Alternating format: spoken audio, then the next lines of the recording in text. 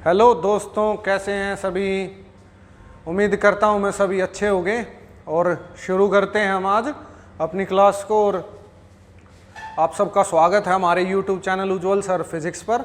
मैं उज्ज्वल आप सबका स्वागत करता हूं और हम पढ़ाई करते हैं जैसा कि हमने वादा करा था लास्ट क्लास में कि हम समझेंगे सवालों को रोम्बस के और पैरेललोग्राम के सब सवालों को समझेंगे यार। तो शुरू करते हैं, ठीक है। तो रोम्बस पैरेललोग्राम के सवाल हम आज करेंगे और रेक्टेंगल के भी क्वेश्चन करेंगे। तो सबसे पहले यार मैं रेक्टेंगल का करवाता हूं क्योंकि रेक्टेंगल थोड़ा कंपैरेटिवली आसान होता है। तो रेक्टेंगल को समझ लें, फिर रोम्बस को डिस्कस करेंगे और फिर नेक्स्ट उसमें पैरेललोग्राम को भी डिस्कस करेंगे। तो आओ शुरू करते हैं दोस्तों। तो यहां देखें, सबसे पहले रेक्टेंगल की बात होगी यार। आज बात होगी किसकी? रेक्टेंगल की, ठीक है। तो रेक्टेंगल बच्चा जानता है कि एक लेंथ होती है और एक क्या होती है, ब्रेड्थ होती है। तो मैं बात करता हूं, एक सवाल दे रखा आपको कि length of a rectangle is 20 metre and its breadth is 15 metre. देखो ये सवाल आपको बुकलेट में अवेलेबल नहीं होंगे भाई, ये आपको खुद से सीखने हैं। ये हमारे क्रिएटेड क्वेश्चंस होते हैं, इनमें आप लैंग्वेज जो है आप लिख लें, जैसे मैं बता रहा हूं वैसे लिख लें। तो मैंने लिखा length rectangle of length 20 metre and breadth 15 metre and a charge of 4 microcoulomb is placed 4 microcoulomb is placed on each side of rectangle. Find, हमें फाइंड करना है, find force on to the either vertex. किसी भी एक vertex पर हमें दोस्तों force निकालनी है। तो फोर्स निकालनी है तो बड़ी आसान बात है, हम सिंपल ही सवाल को सॉल्व करेंगे, मजे से सवाल को सॉल्व करने जा रहे हैं, ठीक है। तो ध्यान से देखें दोस्तों। तो ये 20 मीटर हो गया, ये 15 मीटर हो गया। आप सवाल की बारी, सवाल को करेंगे दोस्तों सॉल्व। तो सबसे पहले मैं इसको पकड़ लेता हूं क्योंकि वहां पर बोर्ड पर जगह कम है। चलो इसको पकड़ लेते हैं, यहाँ पर भी हमारा आज विजिबल है तो यहाँ पर भी कर देते हैं, कोई दिक्कत नहीं है। आपको थोड़ा सा चीज़ों को सीखना है, जो चीज़ निकालनी है उसके पीछे पढ़ो। तो सबसे पहले यार ये तीनों इसको गंदी नज़र से देख रहे हैं और ये तीनों इसको आज पीटने वाले हैं, तो ये कमज़ोर हो जाएगा ना यार। 4 बराबर ताकत के हैं, 3 इकट्ठे होकर एक को पीटेंगे तो तीसरा कमज़ोर पड़ेगा या नहीं पड़ेगा, डेफिनेट सी बात है। तो अब देखो दोस्तों, ये इसको आज पीटेंगे तो ये वाला इसके ऊपर फोर्स यहाँ लगाएगा रिपल्शन की, ये वाला फोर्स इसके ऊपर यहाँ लगाएगा रिपल्शन की। तो यहाँ पर लग गई दोस्तों रिपल्शन की फोर्स F2। अब बात करते हैं, एक F1 आ गई, दूसरी F2 आ गई। दोनों फोर्सेस की बात कर लेते हैं। ये एंगल आप जानते हैं कि रेक्टेंगल का हर एक एंगल 90 डिग्री होता, तो आपको गिवन होगा, कोई दिक्कत नहीं है। ये वाली साइड कितनी दे रखी है दोस्तों? 20 मीटर की दे रखी है, तो ये लिख लिया 20 मीटर। ये वाली साइड आपको 15 मीटर की दे रखी है, तो ये लिख लिया 15 मीटर। अब यहाँ पर बात करते हैं रिपल्शन की। तो सबसे पहले 4 माइक्रोकूलम्ब, ये भी 4 माइक्रोकूलम्ब। तो यहाँ पर आप देखें दोस्तों F1 फोर्स निकालेंगे हम। तो F1 कैसे निकलेगी? सबसे पहले F1 की बात करते हैं। एक F1 आई, एक F2 आई। F1 क्या होगी दोस्तों? F1 होगी दोस्तों हमारी किसके बराबर? K, Q1 4 माइक्रोकूलम्ब, Q2 4 माइक्रोकूलम्ब और बाय R²। F2 क्या होगी दोस्तों? K 4 माइक्रोकूलम्ब, 4 माइक्रोकूलम्ब, 4 माइक्रोकूलम्ब और ये वाली डिस्टेंस कितनी दोस्तों? ये F2 लिखा मैंने 20 का स्क्वायर। तो ये इक्वेशन 1 आ गई, ये इक्वेशन 2 आ गई। अब बात करते हैं कि यार जब मैंने आपको बताया था कि यार जब 2 फोर्सेस हो और उनके बीच में कोई एंगल हो तो बरसात टेढ़ी हो जाती है, याद है? Parallelogram law of vector addition आप लोगों को बताया था। तो यहाँ पर मिल जाएगा दोस्तों हमें, यहाँ पर मिल जाएगा दोस्तों हमें रिजल्ट। ये क्या होगा? एफ आर होगा। तो यार अब एफ आर की बात कर लेते हैं दोस्तों। अब एफ आर को पकड़ लेते हैं। एफ आर होगा किसके बराबर, एफ आर होगा root F1 square F2 square और 2F1 F2 cos 90। cos 90 पर कितना होता दोस्तों, 0। ये 90 डिग्री है तो ए और बी दोनों के बीच का एंगल लेना होता है, तो cos 90। तो एफ आर आएगा दोस्तों हमारा, ध्यान दें सभी, एफ आर आ जाएगा cos 90 पर 0। तो F1 square plus F2 square, और ये कितना आ गया दोस्तों, 0 आ गया। ठीक है, तो अब एफ आर की बात होगी यार, एफ आर की बात करेंगे तो ध्यान से आप लोग समझें, एफ आर की बात हो रही है। तो आप सभी देखें, एफ आर को समझ रहे हैं हम यार। तो F1 क्या है, F1 हम यहाँ पर वैल्यू सब्सटीट्यूट करेंगे दोस्तों।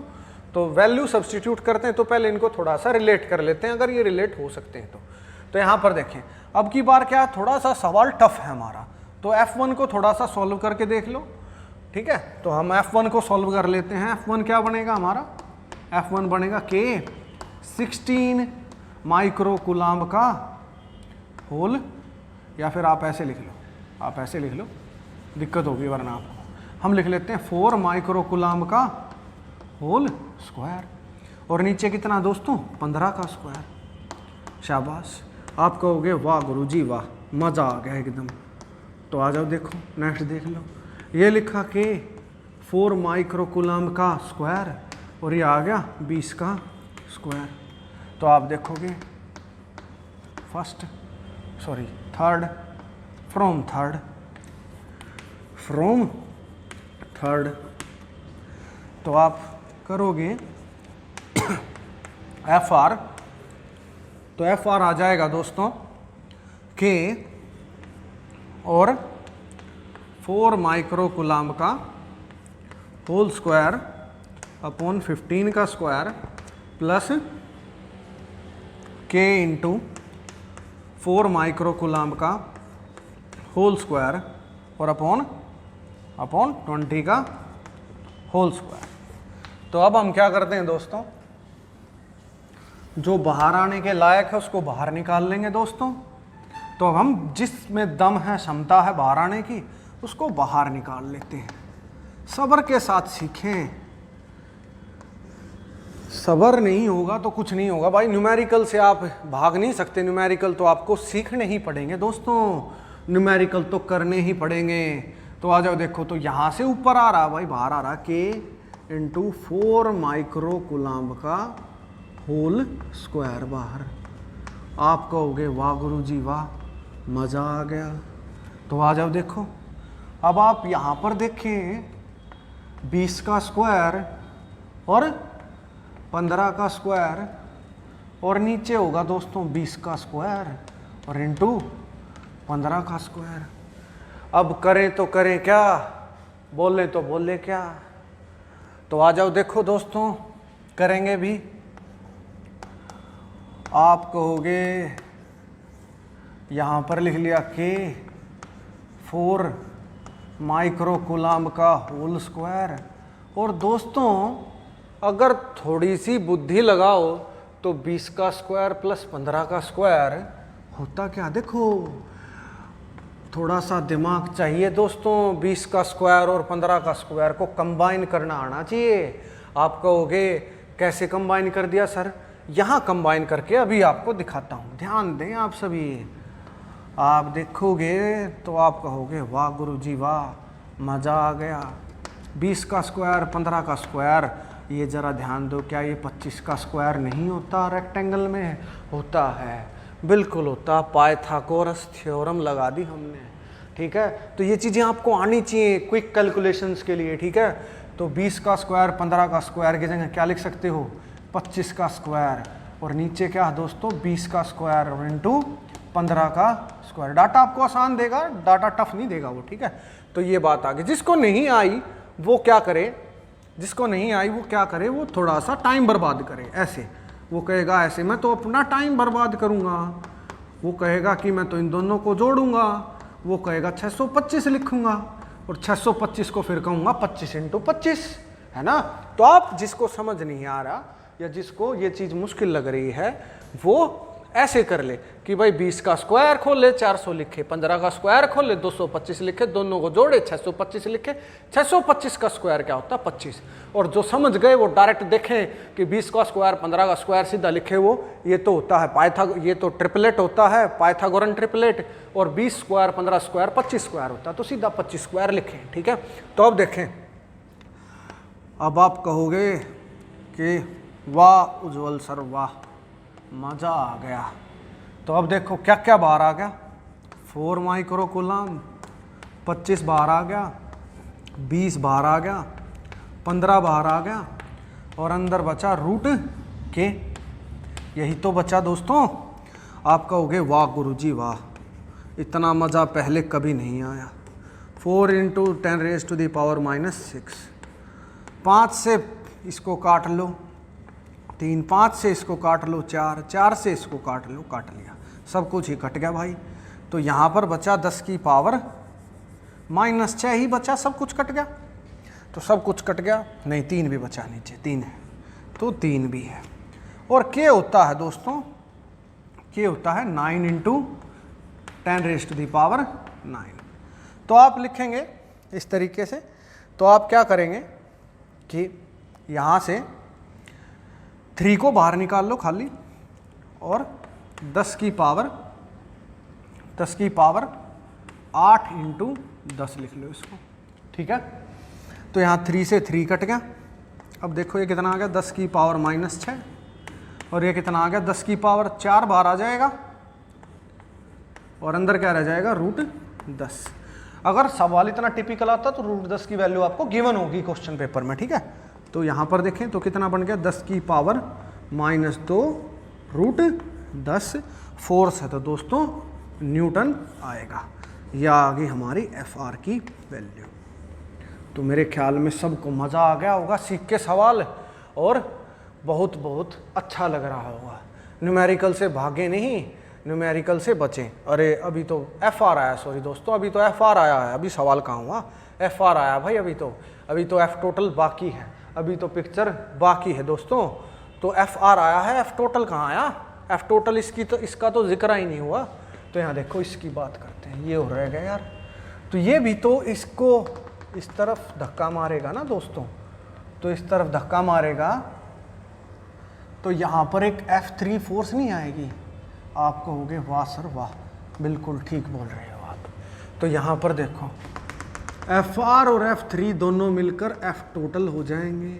अभी F टोटल हमारे यहाँ नहीं आया है, FR आया है। तो यहाँ पर FR आ चुका दोस्तों, F टोटल अभी बाकी है। तो F टोटल निकालना है, तो मैं इसको मिटा देता हूँ, इसको मिटा देता हूँ, और यहाँ पर F टोटल की बात करते हैं दोस्तों। तो F टोटल दोस्तों कैसे आएगा, तो F टोटल की बात हो रही है यार। F टोटल हमारा आएगा FR, सेम वही बात, आप धक्का मार रहे थे और आपका दोस्त आ गया, उसी लाइन पर आया ना, उसी लाइन पर आया, तो क्या होगा, दोनों ऐड हो जाएंगे। चार्जेस बराबर हैं दोस्तों, सिमेट्रिसिटी, आपके क्वेश्चन में सिमेट्रिसिटी क्या आएंगे। अगर ये अलग अलग होते तो यहाँ पर ये दोनों एंगल अलग अलग होते। ठीक है, अब क्या है, ये दोनों एंगल सेम आएंगे, ये दोनों भी और ये दोनों भी, तो इसलिए सिमेट्रिसिटी है। ठीक है, तो वो थोड़ा सा ज़्यादा हाई लेवल का हो जाता है, ऐसे सवाल नहीं आते कभी भी पेपर में, किसी भी एग्जाम में नहीं आते। ठीक है, तो FR और F3 हो गया। अब F3 की बात करते हैं यार, F3 कितना आएगा, F3 फोर्स ये है, तो F3 की बात और कर लो यार। F3 आएगा K Q1 4 microcoulomb, 4 microcoulomb into 4 microcoulomb, और उन दोनों के बीच की दूरी 15 का स्क्वायर 20 का स्क्वायर लिख लो। चलो ये है यार हमारा पाइथागोरस थ्योरम, नहीं लग जाएगी, ये 25 नहीं आ जाएगा, बताओ। आप इतना इस चीज़ को सोच नहीं सकते, एक सीधा क्या आ जाएगा हमारा 25 आ जाएगा। तो मैं सीधा इसको लिख देता हूँ 25, तो K Q1 Q2 bye R square, 25 का स्क्वायर। तो F3 की बात हो रही है, F3 क्या आ जाएगा दोस्तों, K 4 माइक्रोकूलम, तो हम लिख लेते हैं इसको 16 माइक्रोकूलम, या फिर इसको लिख लेते हैं यार 4 माइक्रो कूलाम्ब का होल स्क्वायर और अपॉन 625, ठीक है। तो ये हमारा F3 आ जाएगा, ठीक है। तो अब हम इनको ऐड कर देते हैं, इसको और सिंप्लीफाई कर लो, बेशक से सिंप्लीफाई कर देते हैं, छोड़ो। तो F3 यही करना पड़ेगा। तो यहाँ देखें यार, इसको उतार लें और जिसका रहता है मैं मिटा देता हूँ। तो यहाँ देखो, रोक के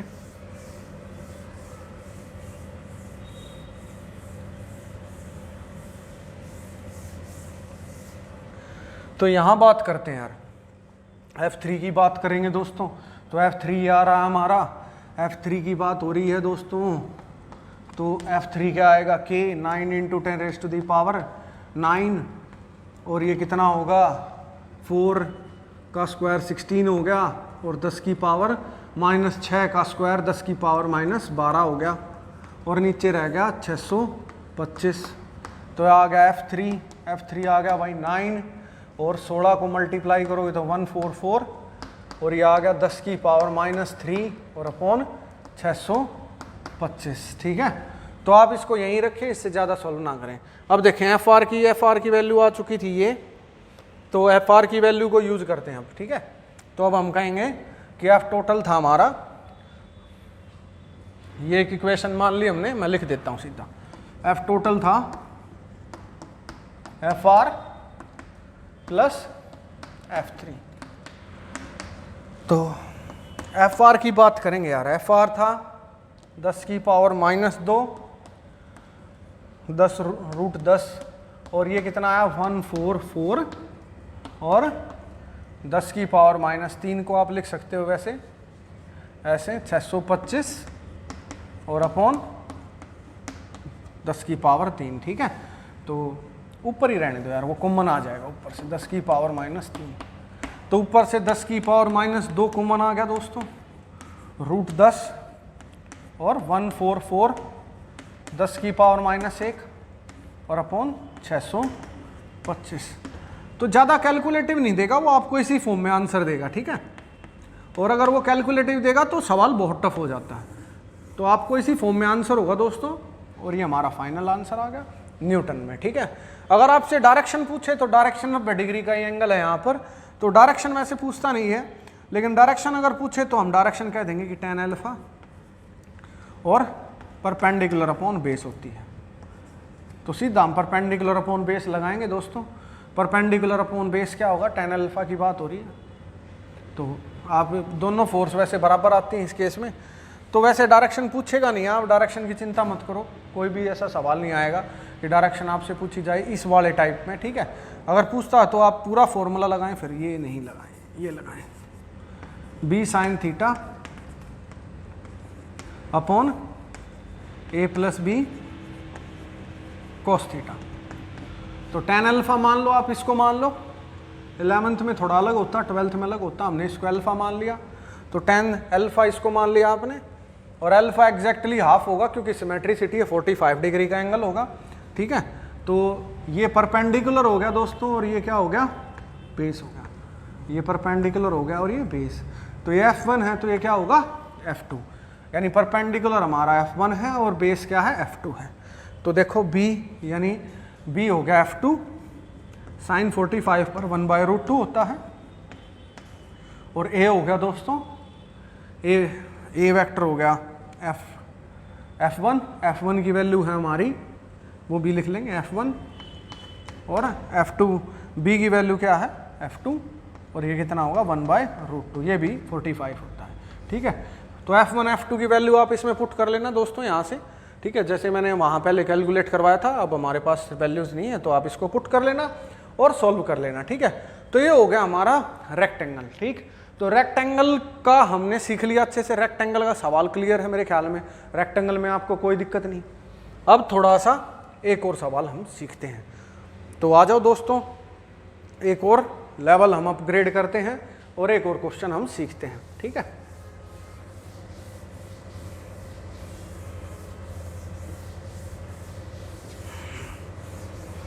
हर तरीके के बच्चे के लिए बेनिफिशियल है भाई ये सवाल, कोई भी किसी भी तरीके की एग्जाम की तैयारी कर रहा है उसके लिए इम्पोर्टेंट है। तो आप ढंग से सीखें, मज़े से एंजॉय कर करके सीखें।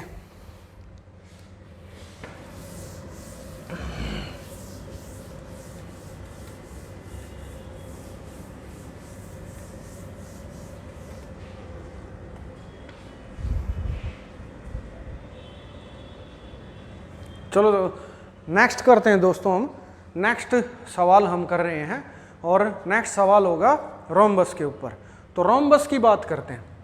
तो रोम्बस क्या है, आप सभी जानते हैं कि रोम्बस एक ऐसी फिगर होती है, थोड़ा सा कॉम्प्लिकेटेड क्वेश्चन होगा दोस्तों, ये तो आप थोड़ी सी मेहनत करें भाई, ऐसे मज़ा नहीं आएगा फिर, ठीक है। तो रोम्बस की बात करते हैं। तो रोम्बस क्या होता है दोस्तों, एक ऐसी फिगर जिसकी क्या होती है, आमने सामने की साइड पैरेलल होती हैं, पैरेलल होती हैं, और क्या होता है भाई उसके अंदर खास बात, मैं पहले आपको थोड़ा सा ओवरव्यू दे देता हूँ। डायगोनल बाइसेक्ट करते हैं 90 डिग्री पर, 90 डिग्री का एंगल होता है, डायगोनल बाइसेक्ट करते हैं एक दूसरे को, ठीक है। और क्या खास बात होती है इसके अंदर, हर एक साइड इक्वल होती है। तो ये मैक्सिमम लेवल है, इससे ऊपर लेवल जाएगा नहीं भाई, तो मैक्सिमम लेवल आपको करा रहा हूँ, ठीक है। इससे ऊपर किसी भी एग्जाम में नहीं जाएगा, रोम्बस लास्ट है। पैरेललोग्राम भी आपका एक ही बात है, पैरेललोग्राम में उसको सब कुछ देना पड़ेगा, पहले रोम्बस सीख लें आप सभी। तो रोम्बस की बात करते हैं दोस्तों, तो वो रोम्बस देगा। तो रोम्बस में उसने दिया है कि डायगोनल्स जो हैं बाइसेक्ट करते हैं, वो कहेगा कि rhombus ABCD in which diagonal BD and AC bisect each other at 90 degree, ये आपको देगा नहीं, वो कहेगा बाइसेक्ट ईच अदर या फिर intersect each other at 90 degree, and length of BO is 3 centimetre and length of OC is 4 centimetre. ये आपको गिवन होगी value. If a charge of 1 microcoulomb is placed on each side, is placed on each side of rhombus, then calculate the force onto the vertex A। Vertex A के ऊपर आपको force calculate करनी है। देखो इसमें same नहीं आएगी, इसमें डिफरेंट डिफरेंट आएगी, क्योंकि ये दोस्तों रोम्बस है। रोम्बस में क्या होता है भाई, एंगल अलग अलग होते हैं, ये 60 डिग्री का है, वो 60 डिग्री का, ये 120 का, ये 120 का, तो एंगल अलग अलग होते हैं, ठीक है। तो अब बात करते हैं, तो हम वर्टेक्स A के ऊपर हमें क्या निकालनी है दोस्तों, फोर्स निकालनी है। तो हम निकालेंगे, कोई दिक्कत नहीं है। ये 4 है, ये 3 है, पैरेललोग्राम नहीं, ये रोम्बस है, और रोम्बस में इंटरसेक्शन होता है 90 डिग्री पर। तो 3 है, 4 है, तो ये वाली साइड कितनी आएगी दोस्तों, 5 आएगी। कैसे आई, यहाँ पर लगा दिया हमने क्या, पाइथागोरस बाबा को, पाइथागोरस को याद करा, 3 था, 4 था, 5 आ गया, मजा आया। चलो अब करें तो करें क्या, बोले तो बोले क्या, आ जाओ सीख लो। अब यार A पर फोर्स निकालनी है, तो A को सब दबा लेंगे, पॉजिटिव है सारे, तो होगी क्या, रिपल्सन होगी, रिपल्सन करवा लेंगे। एक F1 फोर्स आई दोस्तों, एक F2 फोर्स आई, ठीक है। अब उसने क्या दिया है दोस्तों आपको, ये एंगल 30 डिग्री का दिया है। तो इस बात को याद रखें कि जो यहाँ पर रोम्बस होता है उसके एंगल डायगोनल जो है बाइसेक्ट करता है। वैसे वो आपको इतना भी नहीं देगा, मैं थोड़ा टफ ही बता रहा हूँ आपको, ये पूरा कंप्लीट देगा वो। फिर भी आप याद रखें कि डायगोनल जो है बाइसेक्ट करता है वर्टेक्स एंगल को। तो ये आपको 60 डिग्री दे रखा है, ठीक है, 60 डिग्री दे रखा है। तो ये 60 डिग्री दे रखा, इसमें हमारे एक पर नहीं निकाल सकते। तो देखिए 60 डिग्री दे रखा है, तो यार ये भी कितना हो जाएगा, 60 डिग्री हो जाएगा, ठीक है। अब देखें ध्यान से, अब यार यहाँ पर क्या चक्कर है, यहाँ पर हमारा ये 4 हो गया, ये कितना हो गया, 5 हो गया, तो यार ये भी कितना होगा, 4 होगा या नहीं होगा, क्योंकि बाइसेक्ट का मतलब क्या होता है दोस्तों, ये 4, तो ये भी कितना, 4, यही तो होता ना बाइसेक्ट, बराबर हिस्सों में काटना, है ना। तो ये आपको गिवन नहीं होगा, ये 4, तो ये भी कितना, 4, तो ये टोटल कितनी आ गई लेंथ, 8 आ गई, ठीक है। तो अब बात करते हैं यार, हम ढंग से चीज़ों को समझेंगे। क्या यहाँ पर हमारा पैरेललोग्राम बन रहा है या नहीं बन रहा, बिल्कुल बन रहा है। आप कहोगे वाह उज्जवल जी वाह, मज़ा आ गया। तो मज़ा लो यार और सीखो, लाइक करते रहो हमारी वीडियो को, ठीक है, और इसको ढंग से सॉल्व करते रहो, फैलाते रहो दोस्तों। हमें कम से कम दिन में 100 लाइक ज़रूर करो, 100 लाइक हमें रोज़ चाहिए, ठीक है, तभी फैलेगी, तभी मज़ा आएगा। तो यहाँ देखें, अब F1 की बात करते हैं दोस्तों। तो F1 आएगा के Q1 Q2, हर एक साइड कितनी आ चुकी, 5 आ चुकी, Q1 Q2 तो 1 माइक्रो कूलाम और बाय R स्क्वायर, 5 का स्क्वायर। F1 आ गई। F2 कितनी आएगी दोस्तों, F2 आएगी के, F2 भी सेम आएगी के 1 माइक्रो कूलाम और बाय 5 का होल स्क्वायर।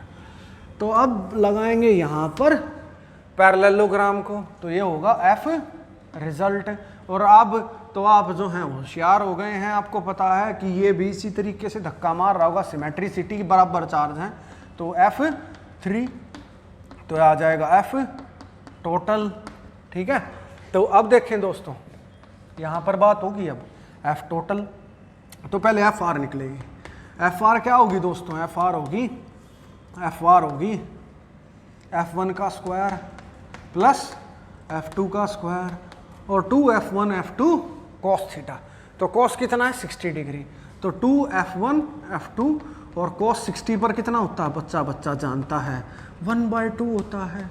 तो 1/2 से 1/2 खचैक हो गया। F1 F2 इक्वल है दोस्तों, दिख रहा है सबको, बार बार लिखने की जरूरत नहीं, मेरे ख्याल में विजिबल है, सबको दिख रहा है। तो FR आ गया दोस्तों, क्या FR आ गया, आप कहोगे 2F स्क्वायर और प्लस F स्क्वायर, क्योंकि F1 F2 के बराबर है, F1 F2 F स्क्वायर। तो FR आ गया दोस्तों √3F, F बार आ गया, तो ये √3F आ गया। F टोटल कितना आया, F टोटल आया, आप कहोगे सर F3 को और लिख लो, F3 और FR लिख लो। तो मैं कहूँगा वाह भाई वाह, मज़ा आ गया यार, होशियार हो गए हो तुम तो, बहुत ज़्यादा टैलेंटेड हो। F टोटल, नाम रोशन करोगे। आ जाओ देखो F3 की बात करते हैं यार। तो F3 क्या होगा, F3 होगा दोस्तों हमारा के 1 माइक्रो कूलाम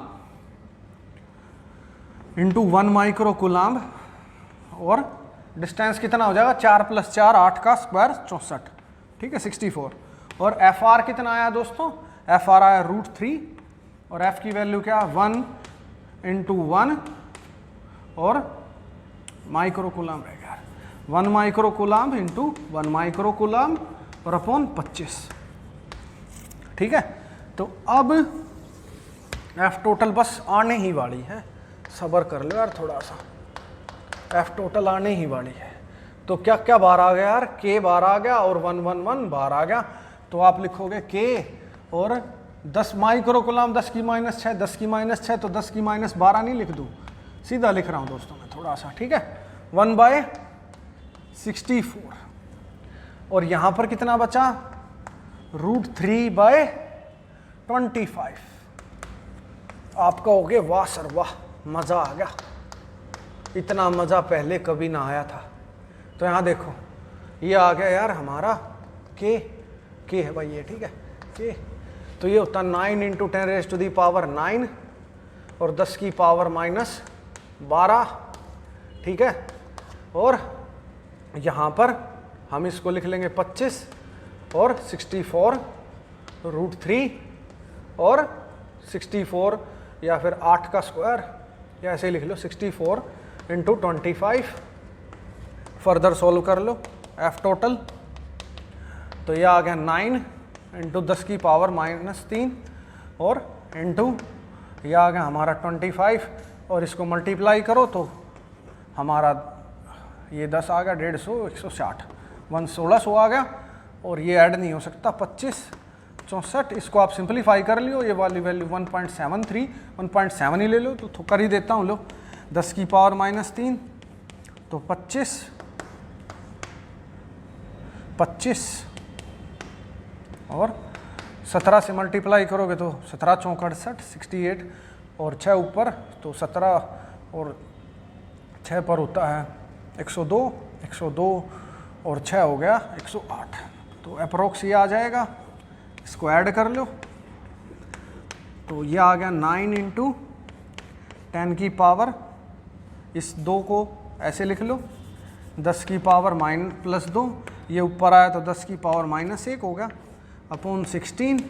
25 और 108 आप जोड़ोगे तो 1333.8 अप्रॉक्स आपका फोर्स आ जाएगी। ठीक है, तो ये दोस्तों हमारा न्यूमेरिकल हो गया रोम्बस का। तो बताएं आपको कैसा लगा, और कमेंट में लिखें, कोई कमी है वो बताएं, और ज़रूर दोस्तों इसको फैलाएं, ज़्यादा से ज़्यादा दोस्तों को बताएं कि मज़ा आ रहा है, इतना ज़बरदस्त पहले कभी ना पढ़ा था, ऐसा हमने कभी सोचा ना था। ठीक है, तो thank you very much. Next class में मिलते हैं दोस्तों। Strength and honour.